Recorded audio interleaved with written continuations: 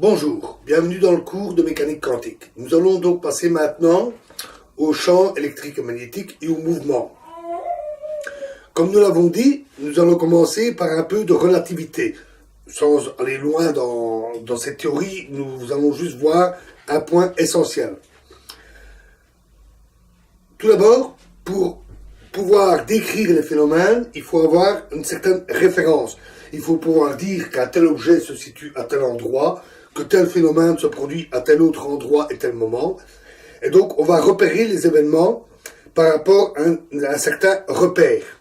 Alors, un repère est constitué d'un point de référence, qui peut être un point physique, un objet, un phénomène, quelque chose de précis, ou simplement un point particulier dans une description mathématique. Il y a aussi des directions de référence. Typiquement, l'avant-arrière, la gauche-droite et haut-bas. Donc 3 directions. Ces directions sont arbitraires, tout comme le choix du point de référence. Elles peuvent être associées à des directions physiques, par exemple le nord et le sud, l'est et l'ouest, le haut et le bas, ou bien être une simple flèche dessinée sur le sol. À nouveau, ces références sont arbitraires. Et il en existe de nombreuses. Par exemple, pour repérer les événements qui se produisent sur la Terre, on utilise les longitudes, latitudes et altitudes, qui sont un moyen de dire où se situe, par exemple, le sommet de l'Everest. On peut aussi avoir des systèmes de référence locaux. Par exemple, dire que tel événement s'est produit à 2 km à l'ouest de la maison de Bilbon le Hobbit, à Cul-de-Sac, si vous avez vu le film. Donc, ces systèmes de référence permettent de dire à quels endroits se produisent exactement les choses. En plus, on a besoin du temps. Si vous allez à une soirée, vous devez bien sûr savoir où se passe la soirée, mais aussi quand se passe la soirée, si vous ne voulez pas la rater. Donc on associe une horloge au repère, qui va simplement dire à quel instant se produit, et donc, grâce au repère, à quel endroit se produit tel ou tel événement. On a ce qu'on appelle un référentiel, un système de référence complet. Les noms de repères et référentiels, il y a parfois un petit peu de flou artistique, donc gardons cette définition. Grâce à ça, on définit des coordonnées. On va dire qu'un tel événement se produit à tel endroit, on le repère par rapport à une des directions, on parle d'un axe, qui se situe à une certaine distance x du point de référence, selon une autre direction à une distance y de point de référence, et selon une autre direction à une certaine distance z, et qu'il se produit à un instant t précis. Donc tout événement est caractérisé par 4 coordonnées, 3 coordonnées spatiales et une coordonnée du temps. Les 3 sont une caractéristique du fait que l'on dit que l'espace a 3 dimensions, c'est-à-dire qu'on a besoin de 3 coordonnées pour localiser un événement précis. J'ai parlé par exemple tantôt de la longitude, de la latitude et de l'altitude, qu'il faut aussi prendre en compte, bien entendu. Donc, on attribue ainsi les coordonnées à tout événement. Si on veut une description rigoureuse des phénomènes physiques, on doit les quantifier, c'est-à-dire leur attribuer des grandeurs, des valeurs. Il faut pouvoir dire exactement à quel endroit ils se produisent et quand, d'où la nécessité d'utiliser les coordonnées pour avoir une quantification rigoureuse des événements que l'on va décrire par des lois physiques. Notons qu'un tel repère n'est pas nécessairement immobile. Il peut être en mouvement. Par exemple, on peut décider que le point de référence se situe dans un train et qu'un autre point de référence se situe sur le quai. On peut donc avoir des repères qui sont en mouvement les uns par rapport aux autres. Le principe de relativité dit que les repères sont équivalents. Donc, nommons ce repère-là K, celui qui est attaché au quai, par exemple, et K', un repère qui serait attaché au train qui circule sur les voies.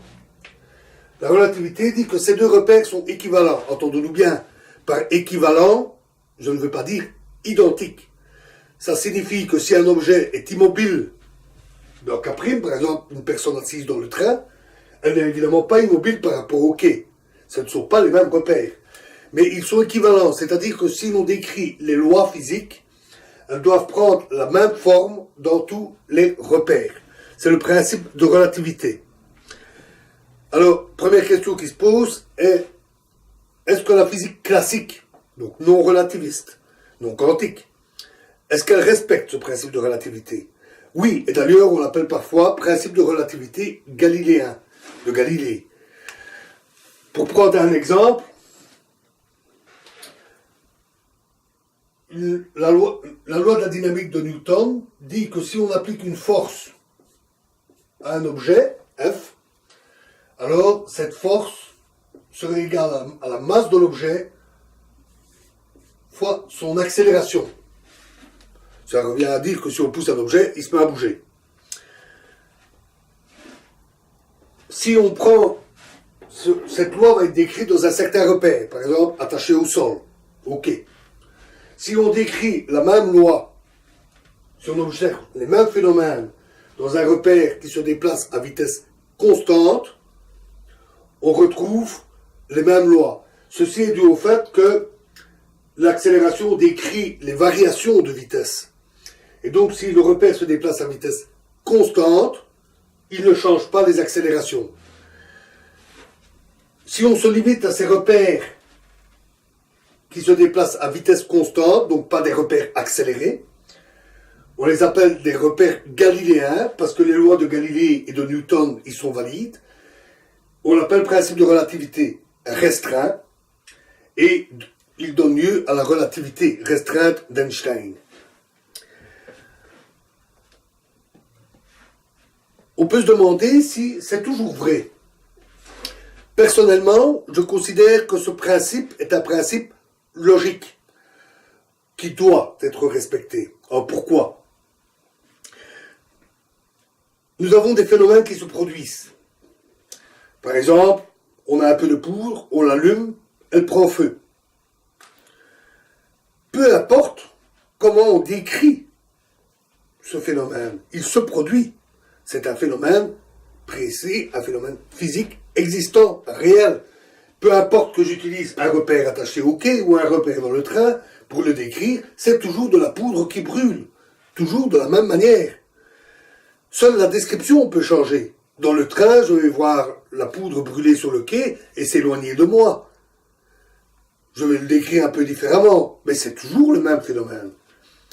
Le phénomène physique réel est décrit par ce que j'appelle des lois naturelles. Cette appellation est personnelle. Ne la cherchez pas dans les livres ou sur Internet. Une loi naturelle, selon moi, est la description réelle du phénomène physique tel qu'il se décrit. D'un autre côté, nous avons des lois physiques. Les lois physiques, ce sont celles que nous, physiciens, élaborons pour décrire les phénomènes. Il est logique, il est normal qu'on essaye de faire en sorte que nos lois physiques soient les plus proches possibles des lois naturelles. C'est les lois naturelles que nous voulons décrire réellement.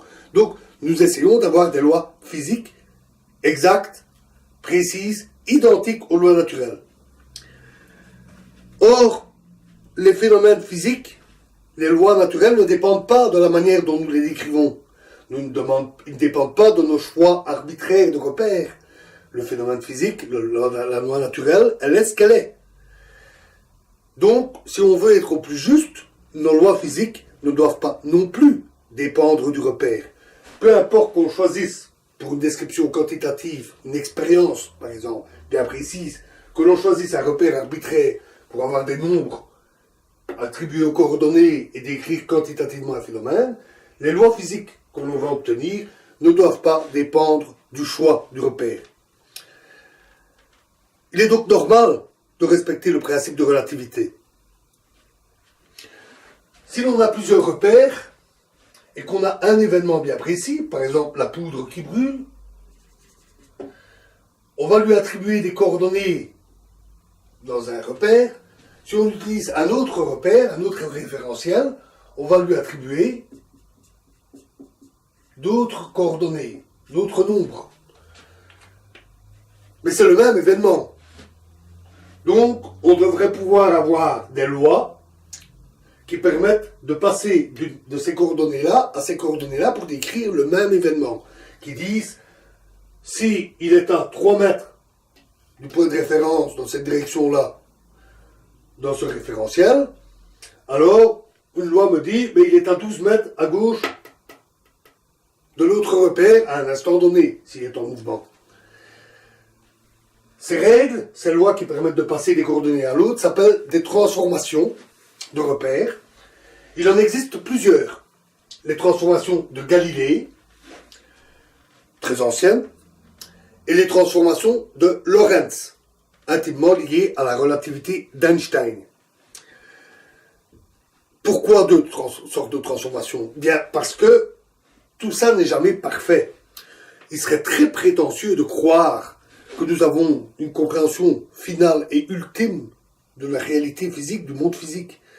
Nous essayons d'avoir des lois physiques et des règles, des transformations qui sont les plus proches de ce que l'on doit observer, des lois naturelles, mais la perfection n'est pas de ce monde. Nous essayons de faire au mieux, et nous avons donc des lois qui essayent de s'approcher au mieux, et ce que nous connaissons le mieux actuellement sont les transformations de Lorentz et les lois issues de la relativité.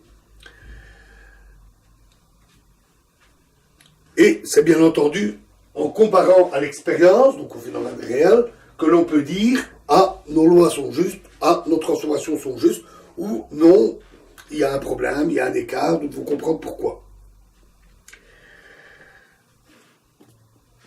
Nous allons maintenant essayer d'un peu classer nos référentiels pour bien comprendre.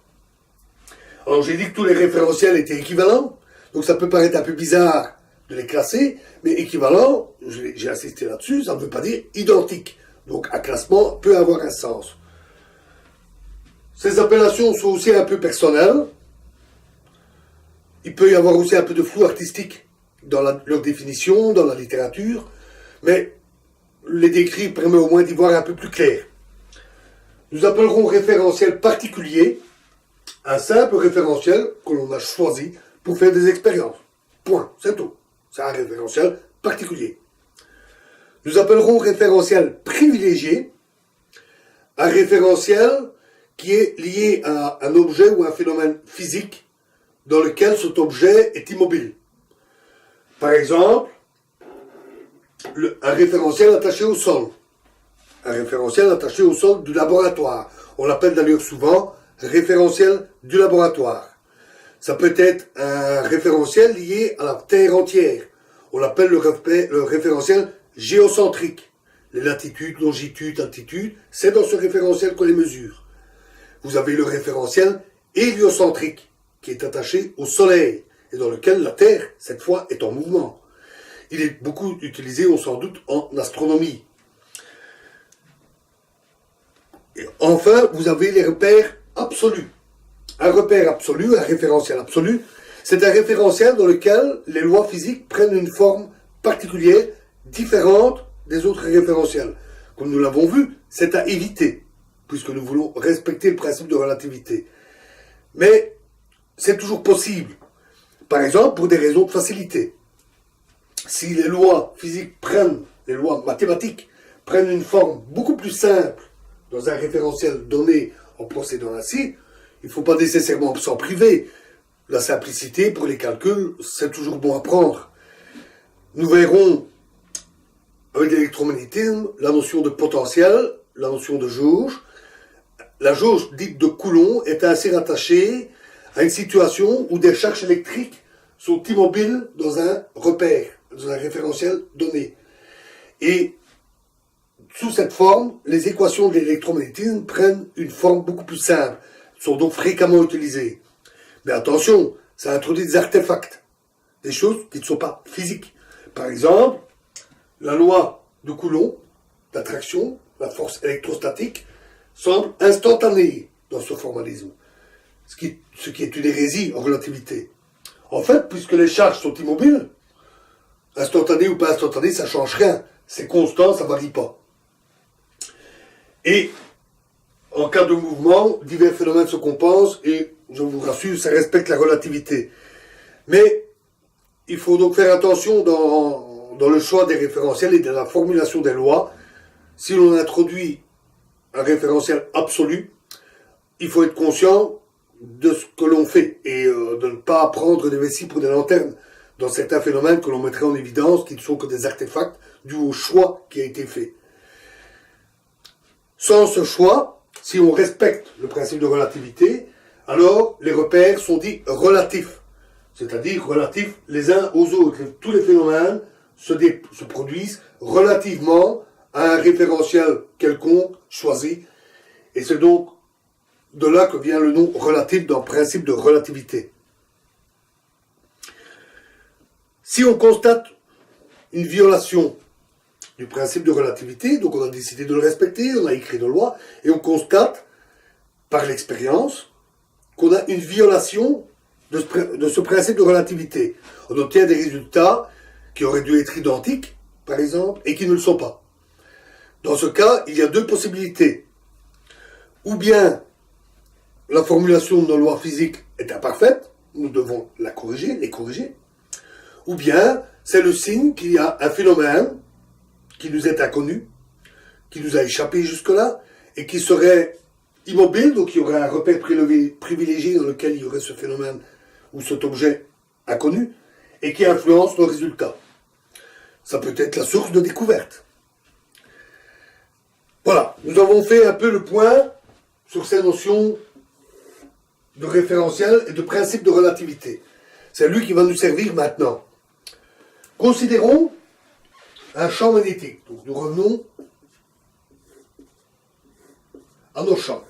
Nous avons un champ magnétique constant et nous avons une charge électrique qui cette fois-ci se déplace. Elle est en mouvement.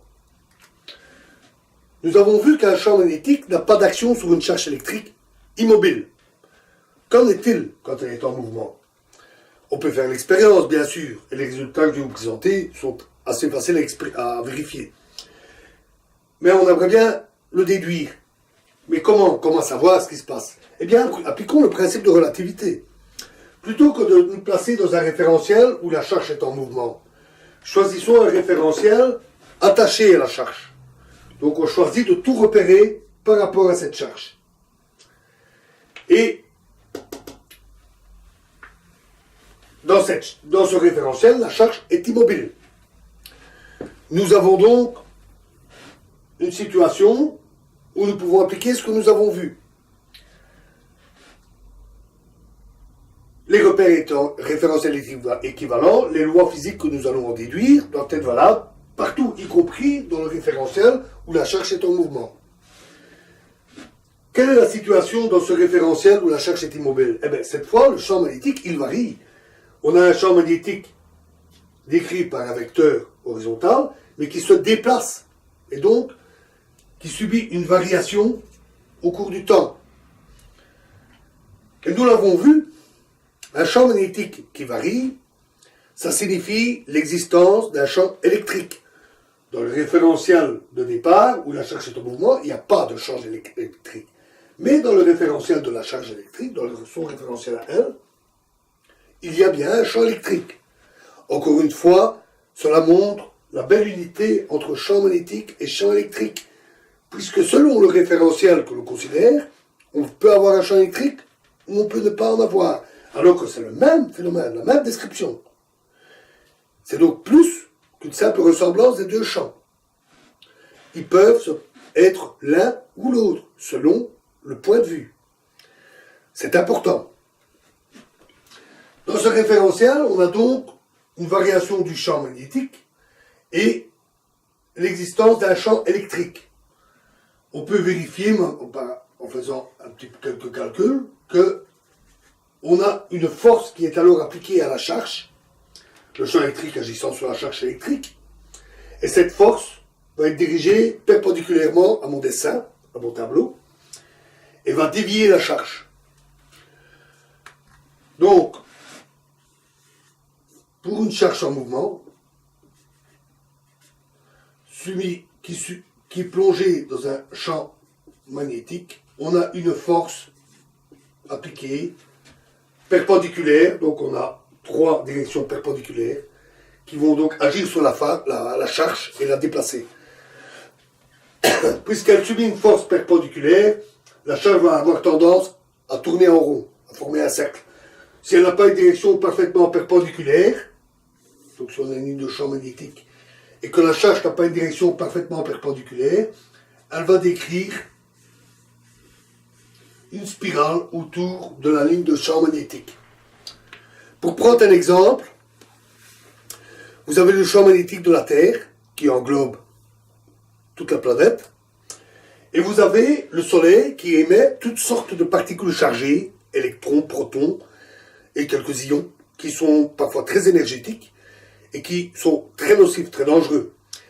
Ils arrivent en masse vers la Terre, mais ils rencontrent les lignes de champ magnétique de la Terre.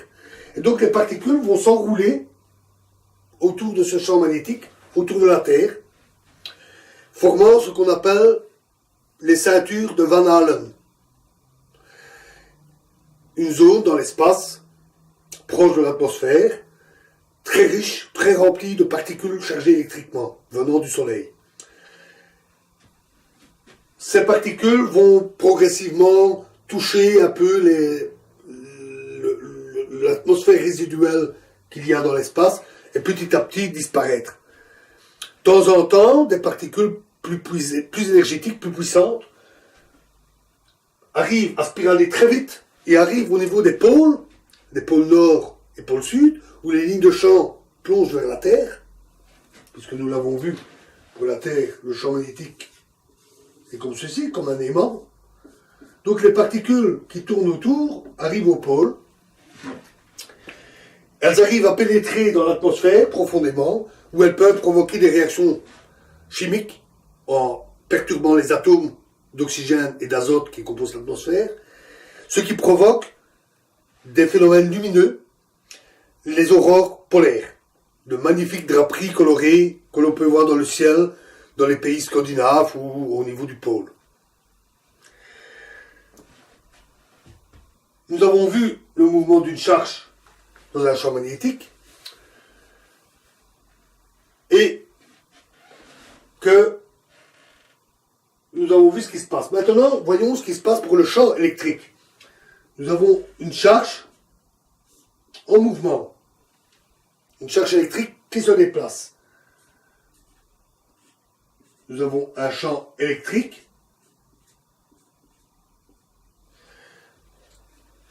cette fois-ci, c'est l'inverse du raisonnement de tout à l'heure. Si on se place dans le référentiel de la charge, tout ce que l'on a, c'est un champ électrique radial, constant, comme nous l'avons vu.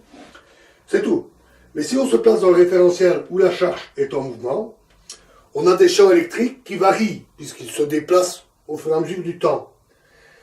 En particulier, le champ électrique dans cette direction va augmenter lorsque la charge passe, puis diminuer et même s'inverser une fois la charge passée. Ce qui induit un champ magnétique circulaire autour de la charge. Ce serait plus juste de dire que le champ magnétique est comme ça, un peu comme un fil qui passe dans un anneau. Ce champ magnétique est centré autour de la charge.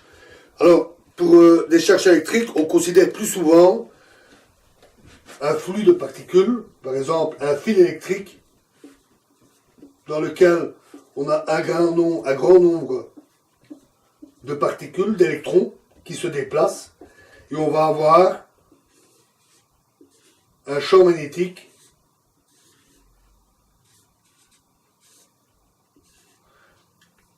autour de ce fil,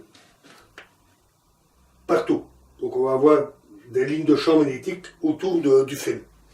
Un fil électrique qui conduit un courant génère donc un champ magnétique. Que se passe-t-il si l'on a deux fils électriques parcourus par un courant? Disons que le courant va dans le même sens. Eh bien, chacun génère un champ magnétique et ça agit comme des aimants et les deux fils vont avoir tendance à s'attirer.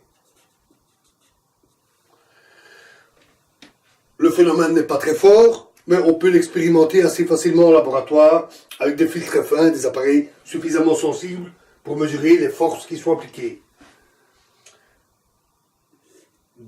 De même, si vous avez des fils parcourus par des courants opposés, alors il va y avoir une force qui tend à les écarter.